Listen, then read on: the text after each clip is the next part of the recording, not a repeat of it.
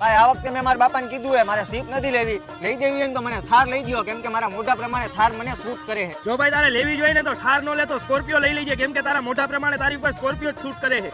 જો ભાઈ તારે ઠારે નથી લેવી અને સ્કોર્પિયો નથી લેવો, કેમ કે બે ગાડી મારા ઘરે પડી છે. તું એક કામ કર, ફોર્ચ્યુનર લેજન્ડ લઈ લે. એમાં 4x4 પણ આવે અને જગ્યા પણ વધારે આવે. ગમે એટલા માણસ સંભાળવા હોય બકરાની ઘોડે ઘાલી દેવાના. ભાઈ ઈ વાત આની સાચી હો. અને સાંભળ, જ્યારે લઈને ત્યારે રોકડાથી લેજે, લોન ન કરાવતો. દર મહિને હપ્તા નાખવાની ઉપાધિ કોણ કરે?